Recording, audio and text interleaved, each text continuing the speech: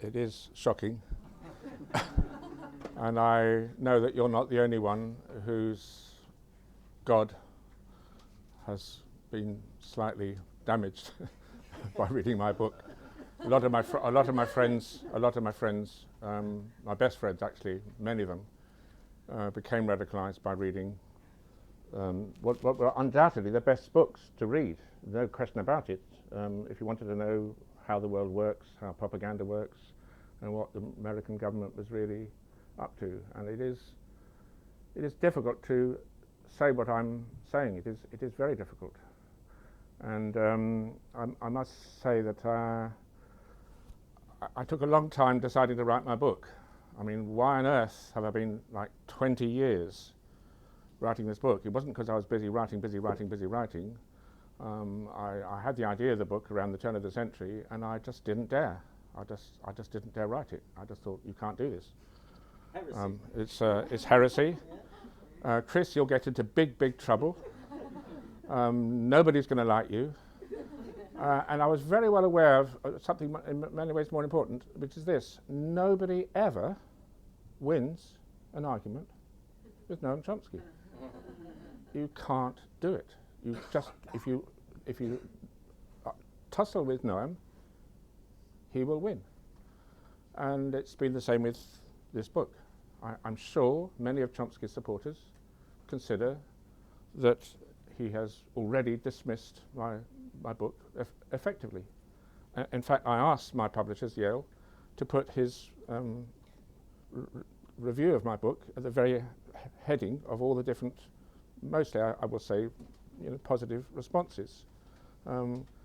Night Story is a total wreck, complete nonsense throughout, and I'm sure that carries more weight than anything I can say coming from Noam Chomsky, a complete and utter wreck. So, okay, I've written two books. One was this one, Chris Knight, Blood Relations, Menstruation and the Origins of Culture. Wrote it a long time ago, published in 1991. And this book is, well, it's about blood, and in particular menstrual blood, very much about the body, and about the body as well as, of course, the mind, but connected.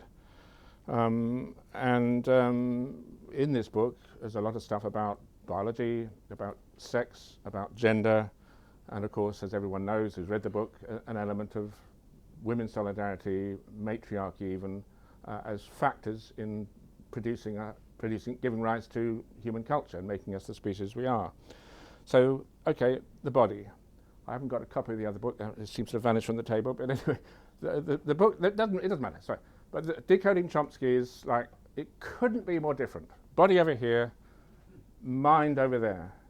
Apparently disconnected. Chris, what on earth are you writing? Having written this book, what on earth are you writing about Noam Chomsky for? I mean, that's got what can be the possible connection? Because everybody that knows anything at all about Chomsky's linguistics will know that it's extraordinarily rarefied. I mean, there's nothing about any aspect of anything that normal biologists would consider to be biology of the body. I mean, it's kind of biological.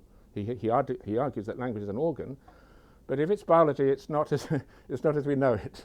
It's a very strange, rarefied form of biology, and essentially we have language as a component of mind. If there is a language organ, it's a mental organ.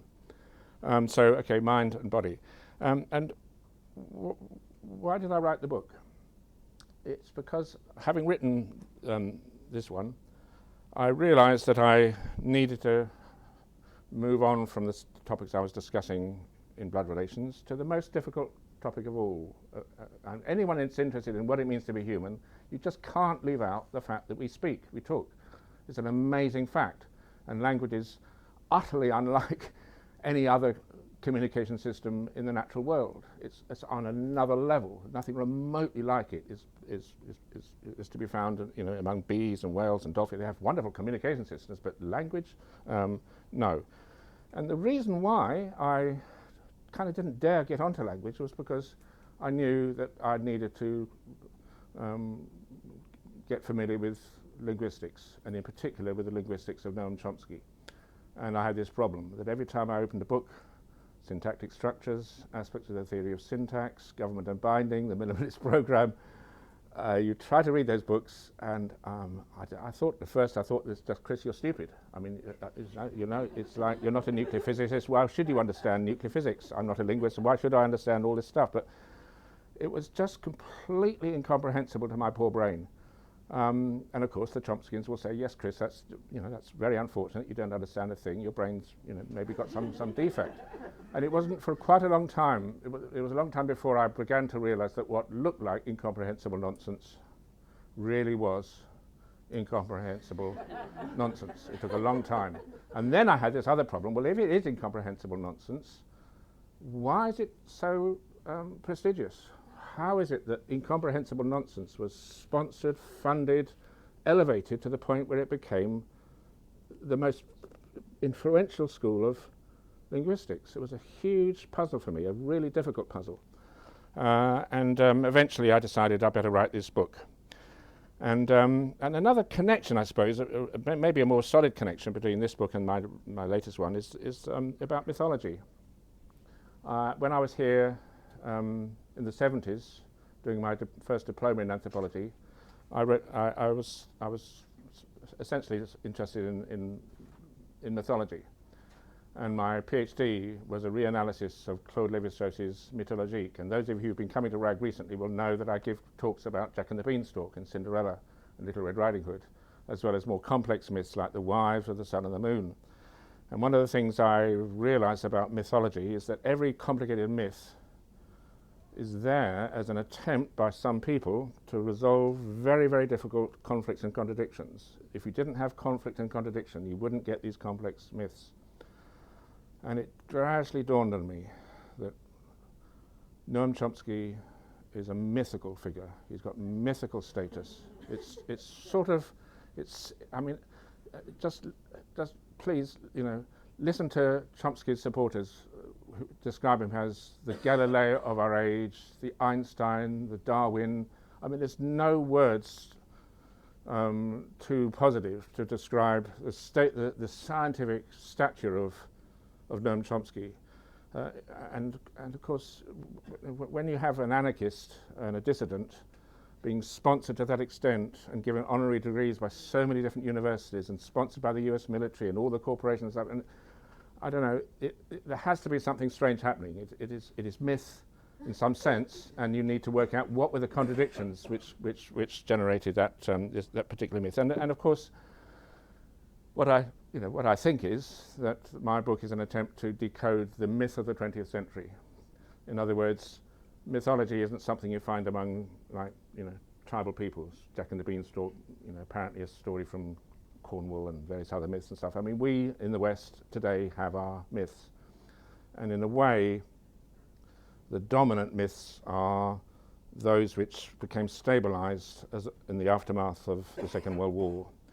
And what's sort of surprising to me is the extent to which those activists, like many of yourselves, particularly in this occupation, who are familiar with Noam Chomsky's activist writings, have never even heard, I'm always surprised at this among my anarchist and socialist friends, they've never even heard of this thing called the cognitive revolution. The cognitive revolution, what are you talking about? If I talk to my friends around Jeremy Corbyn or around, I don't know, have they heard of this thing?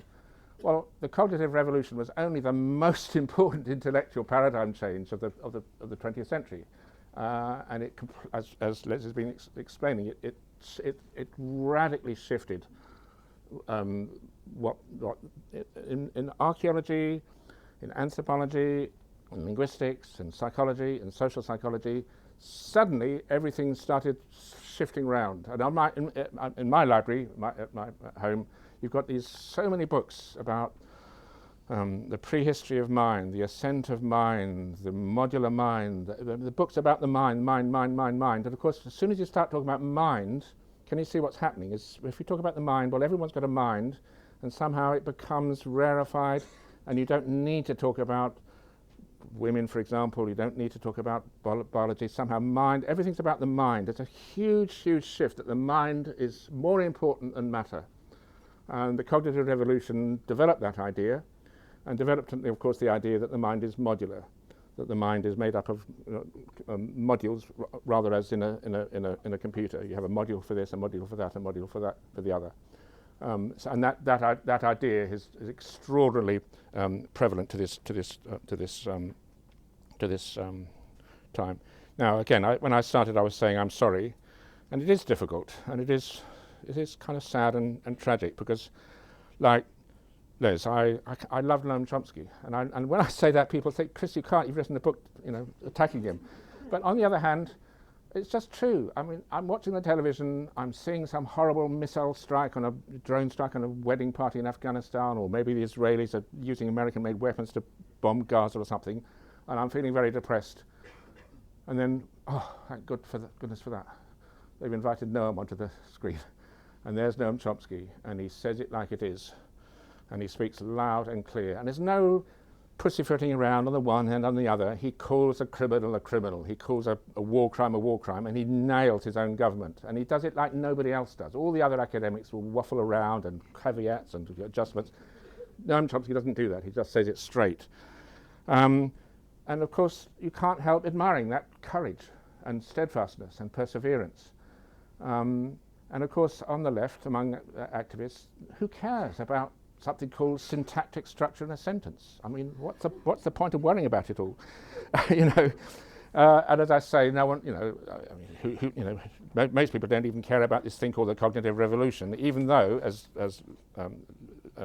Les was saying, I think he has picked on the crucial point of my book, which is that cognitive revolution, led by Noam Chomsky. Noam Chomsky was far and away the most prominent and effective standard bearer for that cognitive revolution. It was during that so-called cognitive revolution, mind over matter, that Marxism was kind of annihilated. It kind of dissolved. And it wasn't dissolved by Noam Chomsky saying, down with Marxism. He didn't even mention any of that stuff. If he does mention Marx, it's usually in quite a positive light.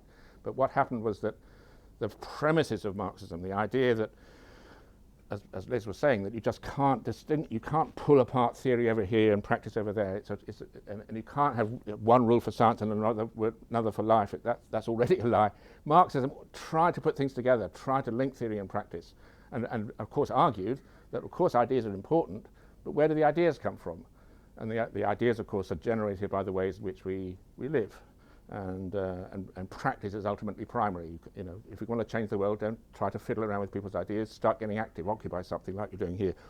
And that's the way to. And then when people start to get confident, of course, people who are confident and powerful, they will have very good ideas of their own. You don't need to plant ideas in people's heads. People will work out the ideas corresponding to the strengths and connections which they have and which they're actually making. So. Okay, so now the sort of contents of the book. We have, as I say, we have actually a problem when people say to me, Chris, do you like Chomsky or not? Are you on his side or not? The fact is we have two Noam Chomskys. Two. There's no doubt about it at all. One was working for the US military in the 60s. No doubt about that. I'm going to come to that in a minute. Working for the US military. I mean that. Not just paid by the military, actually working on projects to make weapons command and control systems. I didn't even know that fully when I wrote my book, but we now know that. And then the other Chomsky, of course, equal and opposite, spending his life passionately denouncing and genuinely and sincerely denouncing the US military. Some people think that can't be, you can't say that, Chris. You can't have been working for the military and working against the military. And I'm saying, yeah, actually, when you think about it, it makes sense. I mean, most of us hadn't, and certainly in the mid 60s, most academics didn't feel the same powerful need to denounce the US military, didn't feel it in quite so intimate a sense as Noam Chomsky. He actually says it himself. He says, I needed to be able to look myself in the mirror each morning without too much shame. Okay, now why would Noam have needed to to look himself in the mirror? What would have been the problem? And why did he become such a passionate and effective critique of the US military and the mandarins within the US administration running the military? I'll tell you why. Because Noam was part of that elite. He was an insider. He was denouncing criminals who he was rubbing shoulders with, who was having dinner with, who was meeting every day, and who were actually his friends on some level. And he was aware that many of his colleagues and friends, people he got on with, were war criminals. That's the paradox. And I would argue that the reason why his denunciation of those people was so authoritative was for that reason. If I denounce these people, who am I? If you denounce them, who are you? But somebody that actually works with those people and denounces them, well, he knows what he's talking about. He's speaking from experience. So I'm saying the authority of Chomsky's critique of the US military stems from the fact that he was an insider. It's not a contradiction. Well, it is a contradiction, but it's an interesting contradiction. You could say both things. He was working for the military and he was working against, and it actually makes, yes, it makes sense. I would say it makes dialectical sense, but it certainly makes sense. So Chomsky had to be two people, two Noam Chomskys.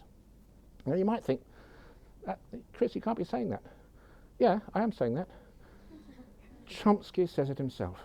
He actually says it himself. On several occasions he said there are two Noam Chomskys.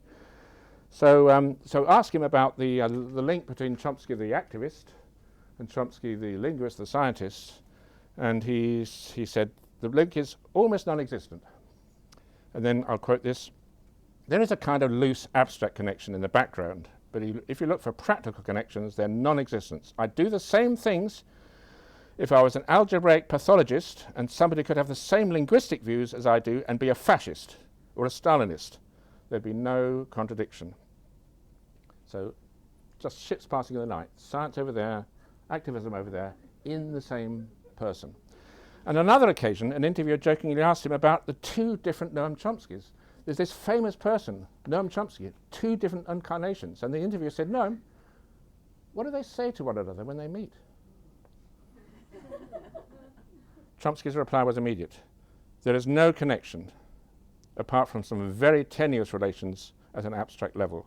So he's admitting that the two Chomskys are basically not on speaking terms with one another. And of course, when you think about it, well, you know, if Chomsky's right about what the state's primary mechanism for rule is violence and terror.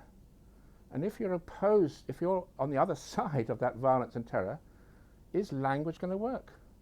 Is there going to be a bridge, a linguistic bridge between those two sides? No, you can't speak to violence. The two Chomskys don't speak to each other. The one on one side and the one on the other side, they're not in speaking terms. So, right. I'm arguing that it was precisely because of the intense involvement in the US military that Chomsky, I'll come on to exactly when and why it happened, but Chomsky just had to say to himself, right, get me out of here. I can't even look myself in the eye. I can't see, I'm shaving each morning, looking in the mirror. I don't like the person I'm seeing. So maybe the thing to do now is to show some of these slides. Now this is Polaris missile system, the free world's most effective deterrent. And Jerome Wiesner was the man who gave Chomsky his job. So Wiesner interviewed Noam Chomsky in 1955. I'll come on to that in a moment. But he was the man, Jerome Wiesner, who brought the Polaris missile system to MIT. He was director of the Research Laboratory of Electronics in the 50s. That's the military lab in which Chomsky was working. He was MIT's dean and then provost in the 60s, and then he became president in the 70s. And so for 25 years, Jerome Wiesner was effectively Noam Chomsky's boss. So let's see who the person who recruited Chomsky to MIT was and who was his boss for all those years. Who is this Jerome Wiesner? This is his own words. In 1951, I know you can't read it at the back, so I'll read it out. In 1951, I was a member of the group that developed plans for a continental air defense system and then persuaded the Department of Defense to build it. In 1953, as a member of the von Neumann Committee, I helped get the United States ballistic missile program established in the face of strong opposition from the civilian and military leaders of the Air Force and Department of Defense.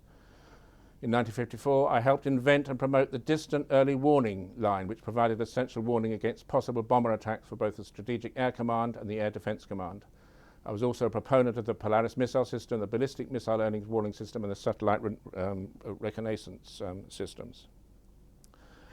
And when Chomsky talks about that, he says, it puts it in a rather different way. He says, I ended up in an electronics lab. I've been in an electronics lab for the last 30 years, largely because there were no vested interests there. And the director, Jerome Wiesner, was willing to take a chance on some odd ideas that looked as if they might be intriguing. Okay, now, Jerome Wiesner, this is how high up he was. He was probably the #1 military scientist in the United States with more direct access to the government than anyone else. So here's a picture. This is the Southeast Asia, the Vietnam War in 1961, top-level meeting in the White House, next to having a chat, having a bit of a smile and a laugh with the Secretary of Defense, Robert McNamara, and just behind on the right there is Vice President Lyndon B. Johnson. So I'm just saying, if you agree, and there's a case to be made for it, that Noam Chomsky was speaking truth to power, well, kind of at one remove, pretty close to power. Okay, radar and bomb guidance technology developed at MIT was vital for the B-52 carpet bombing of North Vietnam. In the 60s, Wiesner organized America's top scientists, including 11 from MIT, Massachusetts Institute of Technology, and they came up with an ingenious plan to use sensors, mines, and cluster bombs to create a vast barrier between North and South Vietnam. In this picture, a sensor is being thrown from a helicopter above the barrier, and this weaponry was developed by MIT's offshoot, the MITRE Corporation. We'll come on to that in a minute. So they had this, it was the most state-of-the-art development of smart weaponry. Well, it'd take too long to go into some of the details of this. But this was the kind of science that the MIT labs were involved in. Okay, and yes, and this is a piece of dog poo on the left here. It's actually a dog do transmitter. So what they do is very, very clever. You drop this piece of dog poo onto the trail where the Viet Cong are moving up and down between North and South Vietnam, and this piece of what looks like a bit of dog poo is actually a transmitter, and it's getting information as to how many people are there, what their urine smells like. I don't know, all that stuff transmitted back to, in principle, at any rate, to the headquarters in the United States. And on the right here we have the leaflets which were dropped by the Americans, just full of skulls, just warning the Vietnamese people that they'd all be dead if they were continue to use that trail, the Ho Chi Minh Trail. And here is the MITRE Corporation. Perhaps just say a bit about this. What happened was that in the late 50s and around 1960, the MIT just found itself. It was kind of a technical university, but with this SAGE, which is the semi-automatic ground environment system, which was the kind of the massively complex system for defense of the continental United States against ballistic missile attack. MIT just found that this university had become the kind of nerve center for the entire weapons research and development of the most powerful country, state in the world. It was all getting a bit too much, and so what MIT did was they offloaded the development side of the research into these weapons, what we would now call weapons of mass destruction, to a corporation about 20 miles away from Boston called the MITRE Corporation. And this is just a recruitment ad. The work is vital. Time for decision in aerospace operations has been compressed intolerably.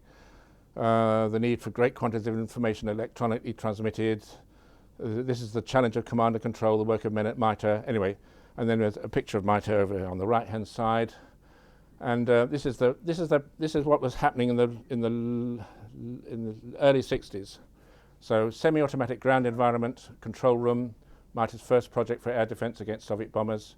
Chomsky worked for MITRE as a consultant on a command and control project between 63 and 65. So it's not true. I mean, perhaps I should say, what's happened since I wrote my book is that, first of all, Chomsky said it's nonsense. The whole thing, the whole story's a wreck. And his argument is that no military research was carried out by MIT. And you're just thinking, how is it possible for even to think that that's a sensible thing to say, given that MIT was the central brain for military research more than any other place in the world? So no military research was carried out there. But of course, what he's trying to say is that he was only doing theory. He wasn't actually involved in the manufacture or design of actual weapons which could kill people, which I accepted. But what's happened is, I say two things. One, Noam Chomsky's got back to me. Not got back to me personally. We did have a bit of a communication before the book came out, but he's made the points he's made. But what's happened recently is rather amazing. A whole bunch of Chomsky's students in that very period, between 63, 64, and 65, Barbara Party, Arnold Zwicky, Hudge Ross, who were working at the MITRE Corporation, have just got back to me. And yes, it's true. Chomsky was actually working as a consultant within the MITRE Corporation on projects to develop command and control systems for use by the US Air Force. And these students were working on systems in the MITRE Corporation which are sort of linguistics, but not linguistics as you and I would know it, not about human beings talking to each other, or the Navajo word for mother-in-law or something like that. This was technological command and control. The idea, I'll come on to it in a minute, the idea was to massively enhance the US's smart weaponry.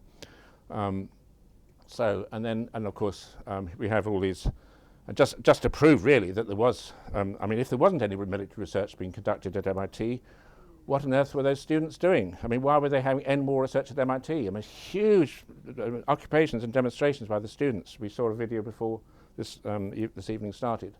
And this is MIT students protecting an army deserter in an occupation in November 1968. Chomsky didn't think it was a very good idea, although it was such a successful occupation and strategy to protect that deserter that he did come around to supporting it. This is a 1969 sit-in near MIT's Center for International Studies, which is essentially the place where the CIA was, and this is part of MIT. Obviously, the Americans were capturing Viet Cong soldiers. And of course, what you do when you've captured a soldier, you torture him, and you torture and torture and torture him till he's dead. But before he's dead, you've got some information out of him. But what do you make of this information? Well, the MIT Center for International Studies was where the evidence coming from tortured Vietnamese was being sort of assimilated, organized, and interpreted. And these are the students occupying that so-called Center for International Studies. And this is a student staging a protest against research into nuclear and other weapons at MIT in 69-70. And this is the MIT Instrumentation Laboratory. These are the cops roughing up the student protesters. That's where the Polaris missile guidance system is being made. Okay, so that MIT Instrumentation Laboratory is where the guidance systems are being made, yes, and so the students are organising a picket to try to stop the scientists from going in there. Thank you, Mark. And then this is John Deutsch, an MIT chemist working on fuel air explosives, MIT provost in the 1980s, Deputy Secretary of Defense 1994-5, Director of the CIA between May 1995 and December 1996. Okay, so I don't know if you can read that. This is Noam Chomsky in the book called Class Warfare, talking about John Deutsch, the future director of the CIA.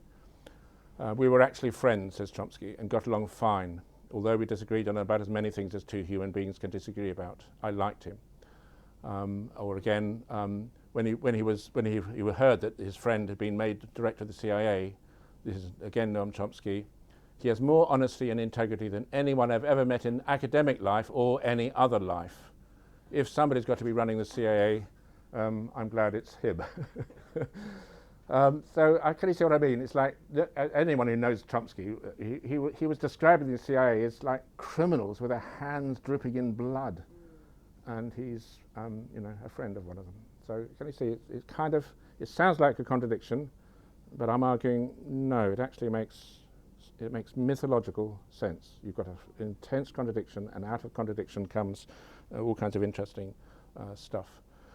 So, as I put it in a talk I gave with Noam actually participating by live video link, for 50 years Noam Chomsky has been speaking truth to power, not from a safe distance. Anyone can do that, but from right up close and personal. The intellectuals responsible for what Chomsky in the 60s rightly described as war crimes in Vietnam were in many cases academics and scientists conducting research as part of his own professional milieu at MIT.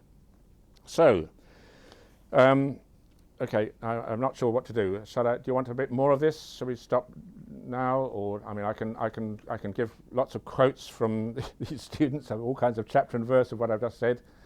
But maybe it would be best to stop a bit earlier. I don't know. What's the feeling about it? Mark, give me some advice. I mean, either a tea break now and then lots of arguments and questions, or perhaps you want to tell us in more detail what Chomsky was actually working on, which we discovered in the past couple of weeks in the early 60s. Shall I do that? Yeah. Okay. Right. Okay. Thank you. Okay. So. So Chomsky was working at MIT, and he's very honest about it all. He says in the 60s, this is his own words, it was about 90% Pentagon funded at that time, and I personally was right in the middle of it. I was in a military lab. If you take a look at my early publications, they all say something about Air Force, Navy, and so on, because I was in a military lab, the research laboratory for electronics. Now, when you point this out to him, and of course I say he's very honest about it, he says it himself, what he says is that there was no influence on his linguistics, and also that the military, in his words, did not involve themselves in any way in what was going on. At MIT, according to Noam Chomsky, you could do what you wanted within a broad range. It must have been one of the most free universities in the world. And so when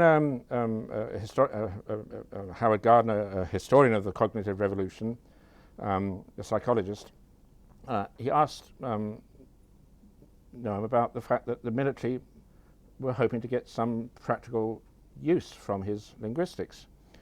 And he replied, that's actually a widespread illusion. It's very widely believed, but the military didn't care what you were doing. The military didn't care.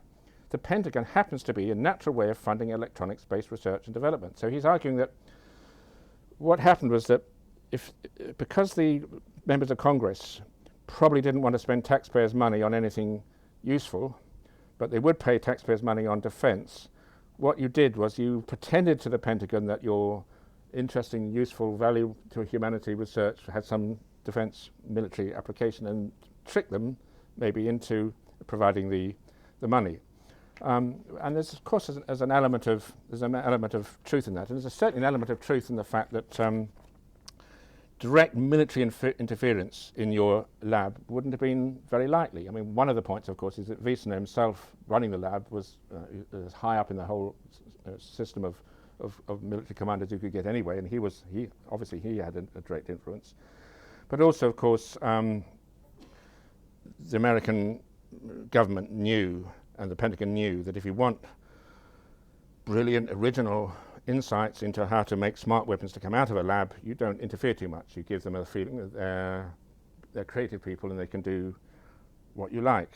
And in fact, as early as 1946, General Eisenhower had directed that in order for military scientists to make new and unsuspected contributions, they must be given the greatest possible freedom to carry out their research. And Jerome Wiesner himself, who was director of that lab, that first recruited Chomsky, he understood that what he called the anarchy, interesting word, the anarchy of science must be protected if novel insights were to emerge. So the fact that the feeling inside these labs was anarchic, all kinds of long-haired, hippie-type scientists having a wonderful time, it didn't mean that the military didn't care what came out of it. Actually, they fostered a sense of anarchy and creativity precisely to get brilliant new ideas. Okay, now, what's been suggested is that I say exactly what the plan was. Why were the military funding Noam Chomsky? So, a colleague of mine, Fritz Neumayer, had a sense to go and ask one of these colonels, Colonel Gaines, in fact, who, why were you funding this stuff? And in 1971, Colonel Gaines explained, referring to the Air Force's requirement for computerized systems of command and control, he said, I'm going to read this out because this kind of says it all. This is what Colonel Gaines explained. Defense of the continental United States against air and missile attack is possible in part because of the use of our computer systems. And of course, such systems support our forces in Vietnam. The data in such systems is processed in response to questions and requests by commanders. Since the computer cannot understand English, the commander's queries must be translated into a language that the computer can deal with. Can you see what's happening? at the moment, before Chomsky comes along, they're having to teach these commanders complicated computer languages in order to work the computers. Okay, and that's a problem. So command and control systems, says the general, would be easier to use, and it would be easier to train people to use them if this translation were not necessary. We sponsored linguistic research in order to learn how to build command and control systems that could understand English queries directly. So, and by the way, not just English. The idea was that the computer would be so clever that it could take, you could just tell maybe the missile through your computer system in any language actually of the world, because you've got the secret of all the world's languages. You've got universal grammar, and you can simply sort of shout at the missile, "Hit them commies! No, go to the left! No, go to the right! No, you idiot! Not that lot! No, that's one of our villages!" No, you could just talk to the missile, and it would understand if it was equipped with the secret of all the world's languages. So now. This, of course, it didn't work. There's no way. It was a completely absurd fantasy. I mean, you'd have to teach the computer to have a sense of humor, a sense of irony, a sense of sarcasm. I mean, all kinds of things that no computer ever will be equipped with. By the way, a sense of humor, for example, because the way humans use language is full of metaphor and and other figures of speech. So there's no way that a computer could actually understand that. I'm not saying that Google Translate isn't doing quite well these days, but it works on a different basis. It works on the basis of statistics. But anyway, it took until the 70s for the military to lose interest in Chomsky's work, and before that there certainly was military interest. And Samuel J. Keyser is a linguist who had been recruited to MIT by Chomsky before going on to serve in the US Air Force. And J. Keyser has actually been writing to me about all this and confirming the story which I've now got.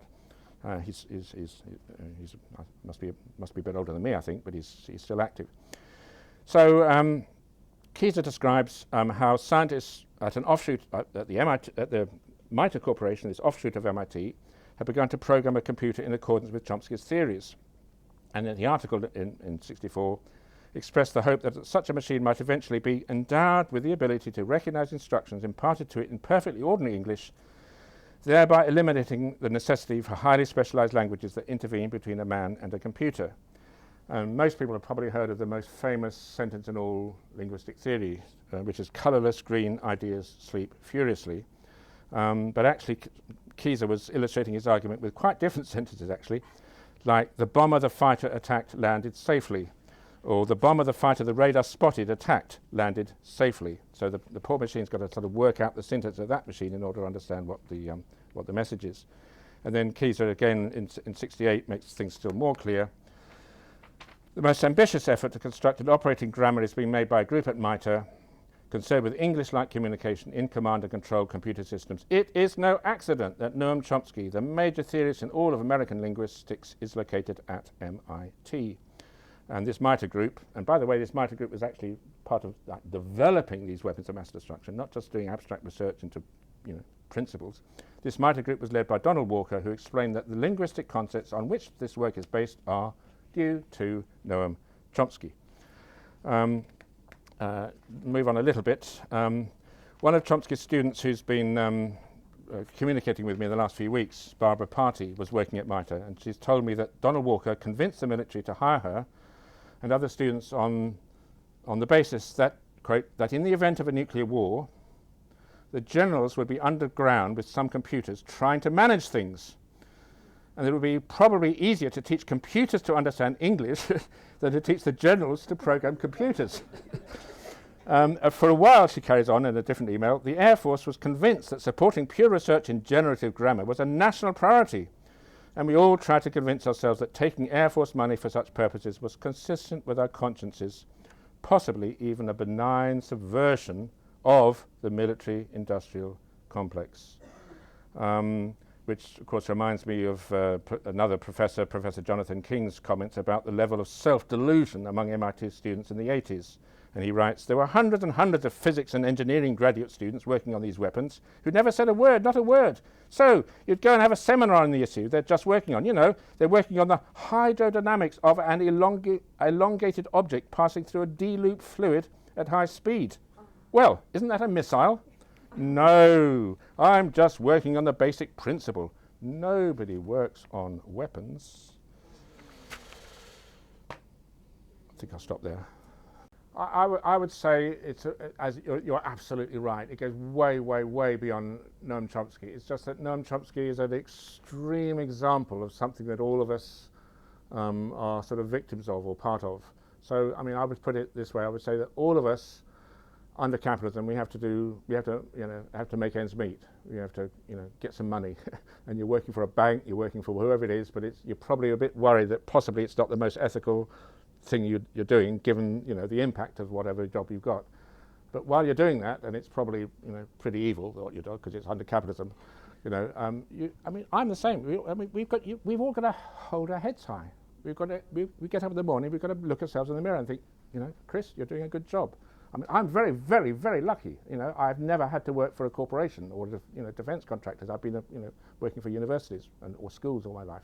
But most people, mine's a very privileged position. Most people have to do horrible work for horrible people, and you still have to hold your head high. It's just that Chomsky was doing particularly horrible work for particularly horrible people, and he had a particularly powerful moral conscience. He was really unusually brilliant, powerful conscience, constantly nagging at him. And so the tension between those two things is like more, I would say violent and extraordinary. But one further thing, because you mentioned statistics and stuff. I mean, what people do is they try to make the theoretical side of what they're doing not look political. So what do you do to make it not political? You've turned it into numbers. You've turned it into a whole lot of complicated formulas and numbers.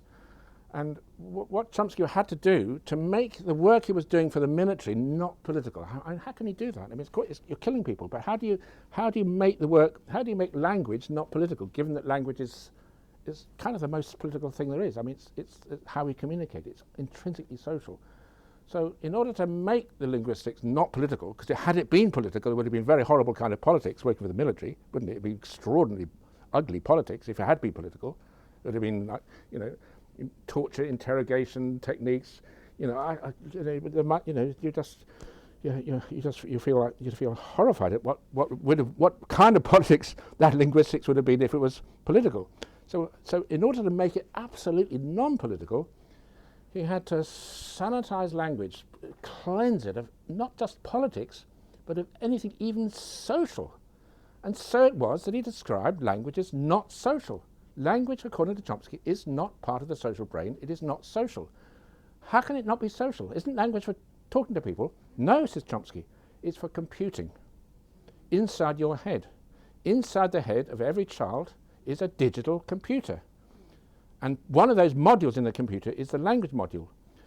Okay, now I've just, we're doing anthropology here, and I'm very interested in the origin of language. And by the way, the origin of language emerged in a revolution, a social, sexual, powerful revolution which produced an egalitarian form of society with a sufficient trust for language to get off the ground. How would you make that moment, that human revolution, utterly non-political? What narrative would he come up with to make that most amazing event in the history of life on Earth, the emergence of articulate human beings? How do you make that moment, that revolution, if you like, unpolitical, non-political, and irrelevant, and actually meaningless? Oh, I know. What about there was an ape wandering around,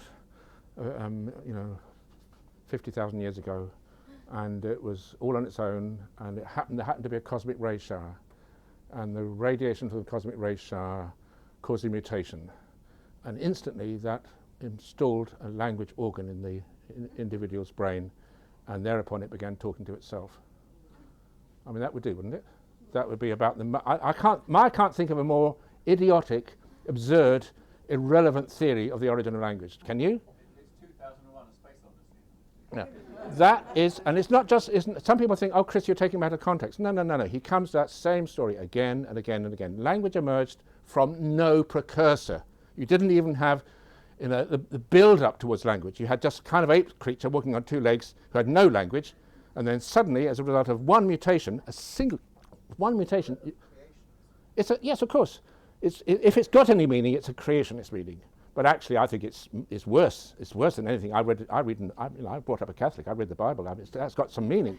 That story is intentionally as meaningless as you could possibly get, because you've got to bleed your science of any politics. And you can understand why, given the politics it would have been had it had a political coloration in working for the Pentagon.